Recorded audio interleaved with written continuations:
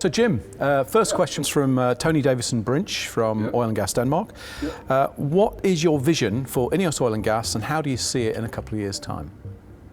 Well, I think it's always difficult to sort of project too far forward in INEOS because, occasionally opportunities come by and we take advantage of those, but obviously you can't predict them. And who knows in oil and gas whether that might happen or not. But our presence in oil and gas now is a reasonable size. We're sort of top 10 in the North Sea, but in a sense, given the scale of INEOS, we've dipped our toe in the water. Okay, so we've got a follow-up question, same business area, but this time from Jürgen Neumann, who is interested to know your thoughts on expanding E&P operations outside the traditional area of the North Sea. Can you see us going into other parts of the world?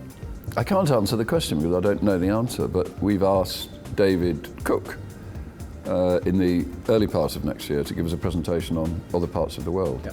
So, we'll start to go down that road at least of understanding, and then we'll obviously start to think about whether that might make sense or not. So just moving on from upstream, a question from the chemicals end here. How do you think this continued investment in upstream will impact on our ability to continue major investments in petrochemicals? It won't have any impact, I don't think, on our petrochemical investments or acquisitions.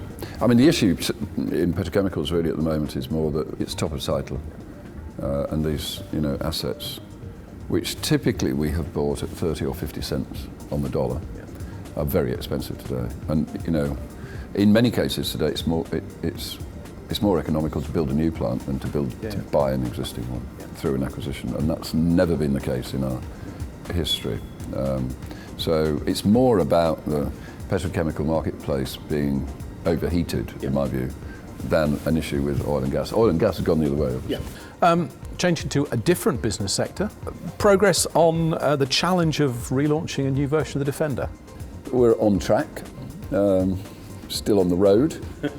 By Easter of next year, so not very long off, we'll have 200 German engineers full-time on the project. And the design, I think we're in good shape. We've sort of come a long way on the design front, so we're quite comfortable that what we've got works. It sort of fits the new legislation. Obviously things have changed a bit. The existing vehicle, the existing Defender wouldn't work with the existing legislation, but I think we've got to a place which we're quite happy with.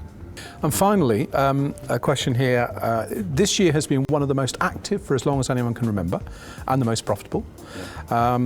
Any plans you can share with us going forward? Any record labels, airlines, telecoms businesses, etc.? Well, you never know, do you, really?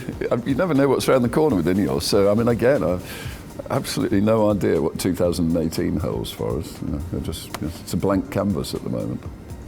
But this year, 2017, has been tremendously successful for INEOS. Record profit, $7 billion of profits, record turnover, 60 billion of turnover, 85% of businesses beat budget, 50% of our businesses beat their all-time record, and we have 5 businesses either at or approaching a billion of EBITDA. So, we've never seen numbers like that. Even we will struggle to spend $7 billion.